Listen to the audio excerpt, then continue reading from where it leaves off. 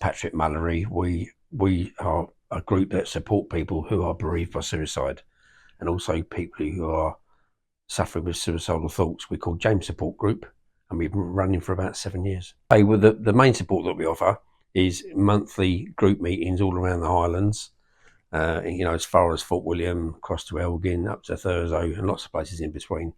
That's group meetings. We also offer one-to-one sessions, and we also operate a 24/7 helpline.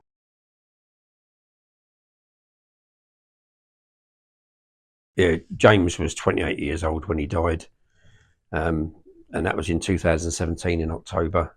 And I was with him on the day that he took his own life. It was a Saturday. He was with me at lunchtime. We had food. He took the mickey. He was a real good character, almost like the life and soul of the party sort of thing. And the times I hear that with people who've lost someone to suicide, it's scary. So he was the life and soul, though. He drove away from my house that Saturday afternoon, and I said to his nan, "Isn't it lovely to see James in such good form?" And about 3 hours later, he took his own life. So there was no sign. There was no clues. People hide behind smiles. You don't know what's going on behind someone's smile. You really don't. So if you're going to be anything to anybody, be kind. So we started this up because there was no support for us. None of the family, none of the friends, none of us. We felt we're completely on our own. We held our first meeting 6 months after we lost James. And that was in April of 2018. 24 people came to that first meeting. And that showed us there's such a need for this support. And here we are, 7 years after we took our first meeting. We now cover lots and lots of areas across the Highlands. Suicide is such a devastating thing for a family to go through. I wouldn't wish it on anybody to be part of the club that we're in. I really wouldn't. But we find a lot of help and support by providing these services. Now we've become a charity about 4 years ago, and it's really helped. It helps me to put on this service and provide what I do provide, because it's that volunteering thing. Actually, I'm facilitating meetings and talking to people and helping people. I'm getting something from it, and they're getting something from it. So it's all about that self-help thing about volunteering. It really does work. James left us 3 little boys when he died. They were 5 years old, 2 years old, and just 10 weeks old. And it's just tragic when you see how they have to develop without their dad. I know a lot of families are split families, and a lot of kids don't grow up with their dad, but their dad's maybe in the background somewhere in a different life, not living in their home. But James isn't here anymore, and nothing's going to bring him back. And those little boys have to grow up without their dad, because James didn't talk about how he felt. He just didn't talk about it, and there was no sign.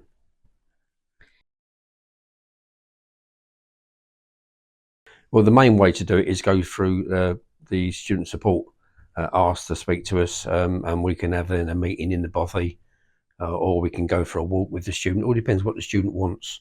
We can go for a walk or go and sit and have a hot drink somewhere, and they can also phone our number, which is 07563 572 471. That is actually the 24/7 helpline. It's all dependent on what the student needs. So it can be an ongoing thing. It can be a repeat thing. We can meet once a week for a period. And really, sometimes the first meeting is enough. But the main thing is that it's so important that they reach out in the first place for some help. Asking for help is a strength, not a weakness. It's actually really nice to see the positive impact that we can have on a student. I met someone a year ago who's a student here, and to see that person in the place they're in now compared to what they were when I met them a year ago, it's really chalk and cheese. It's lovely to see their progress, and realising that life is worth living. It's the problems you have are all temporary. In fact, there's a saying that sort of it says it really quite well. It is suicide is a permanent solution to a temporary problem. And having been through that ourselves as a family, we just do this to stop anyone else having to go through that, stop the other families going through the absolute devastation that the suicide has on the family. Asking for help the very first time, coming to a meeting for the very first time is huge, is massive.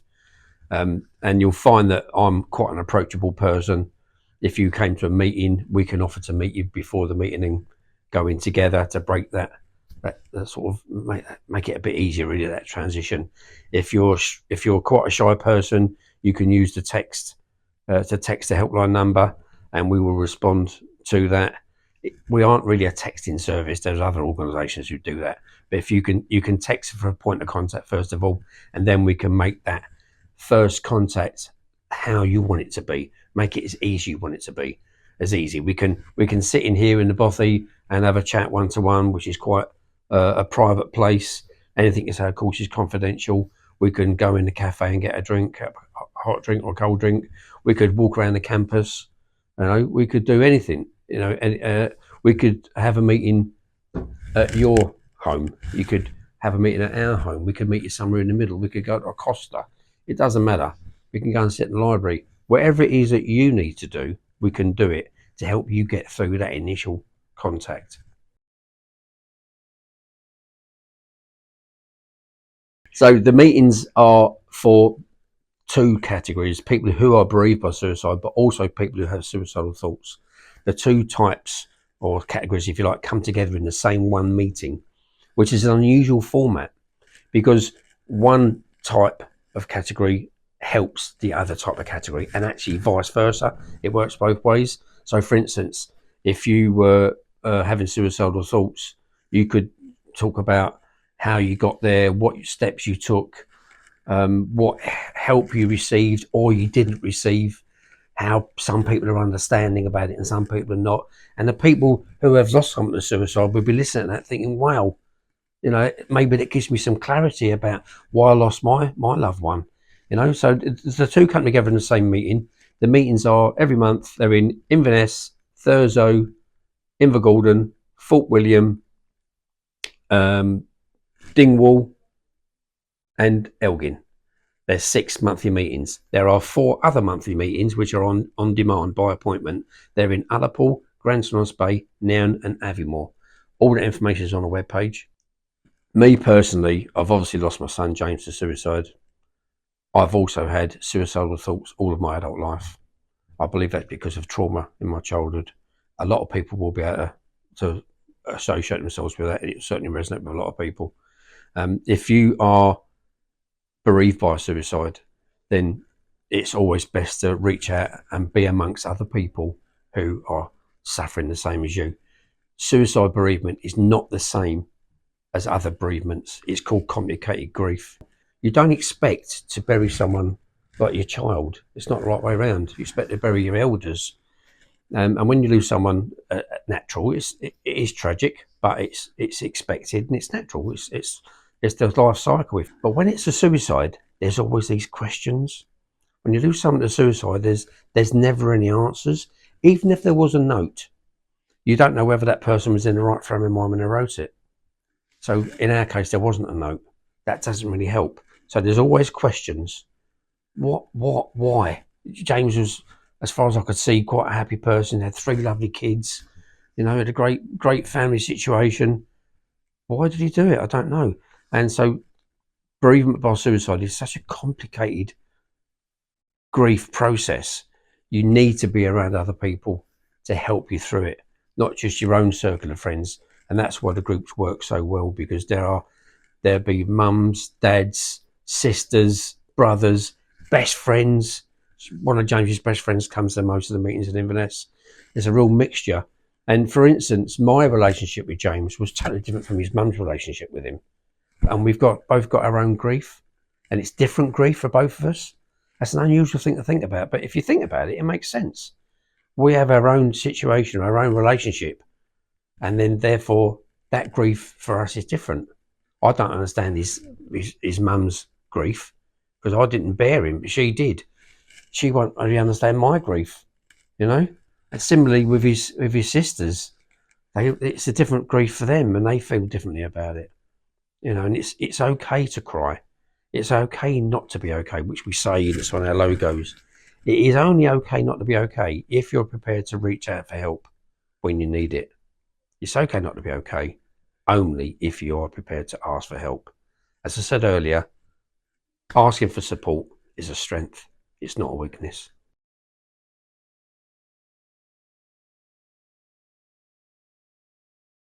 I would say the main important tip really is talking about how you feel, but it's important you talk to the right person. So if you speak about what's going on with yourself, you'll feel better because you've spoken about it.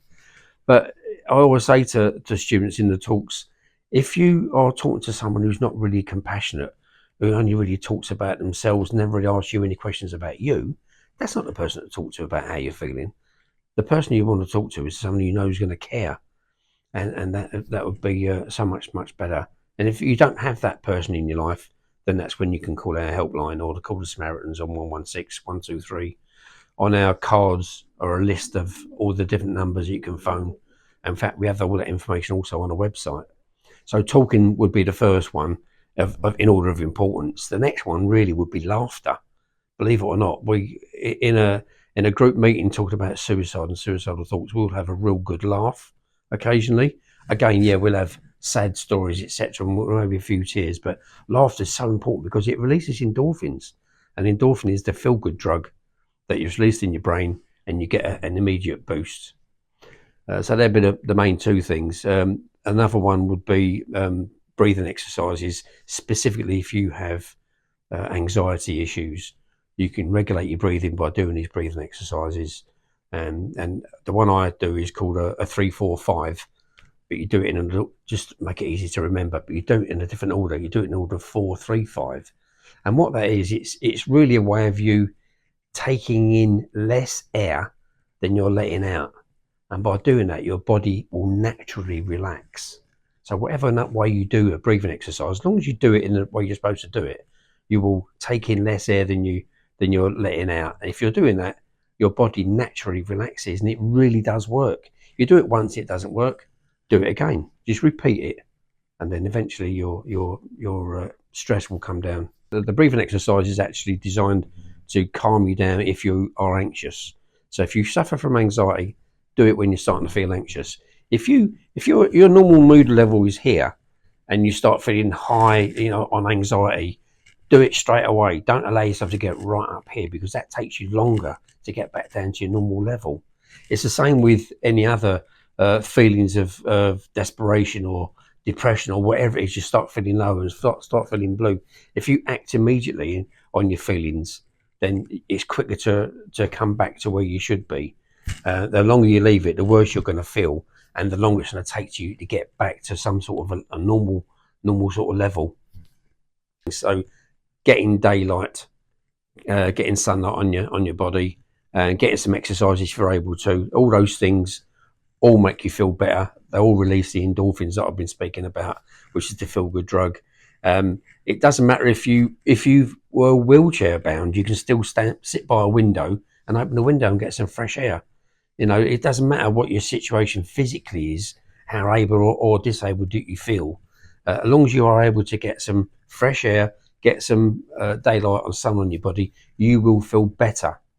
Some of the things, as a comparison, getting outside and doing something, you will feel a little bit better. It's quite a subtle change.